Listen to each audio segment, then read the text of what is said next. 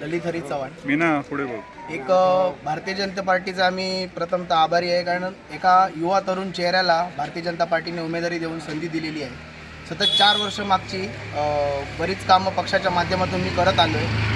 वेगवेगळे विकास कामं असतील किंवा वेगवेगळ्या आरोग्यविषयक सोयीसुविधा असतील किंवा लोकांच्या अडीअडचणीत धावून जाणे, प्रत्येकाच्या संपर्कात राहून त्याचे काही अडचणी असतील त्या सोडवणे, या गोष्टी मी 4-5 वर्ष मागची करतो आहे. आणि व्हिजन म्हणायचं झालं तर या प्रभागामध्ये बऱ्याच अडचणी आहेत. म्हणजे तुम्हाला सांगायचं झालं महत्त्वाची अडचण म्हणजे कचऱ्याच्या समस्या.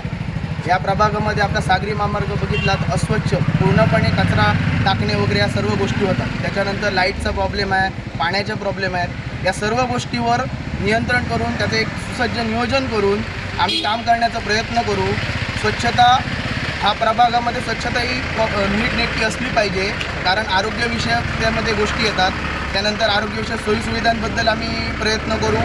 या सर्व गोष्टी विजन डोक्यात ठेवून त्यानंतर बचत गटांचा विषय सांगितला, महिलांसाठी रोजगारासाठी काहीतरी करण्याचा प्रयत्न करू. देशामध्ये नरेंद्र मोदींची सत्ता आहे, त्यानंतर आपले महाराष्ट्राचे मुख्यमंत्री देवेंद्र फडणवीसजी आहेत, सिंधुदुर्ग जिल्ह्याचे पालकमंत्री नितेशजी राणेसाहेब आहेत. यांच्या माध्यमातून आम्ही महिलांसाठी नक्कीच रोजगारासाठी काहीतरी करण्याचा प्रयत्न करू. तसेच युवा तरुण वर्गाला एकत्रित करून क्रीडा असेल, त्यानंतर त्यांच्या रोजगारासाठी त्यांच्या शिक्षणासाठी काही वेगवेगळे उपक्रम राबवता येतील तर ते राबवण्याचा आम्ही प्रयत्न करू.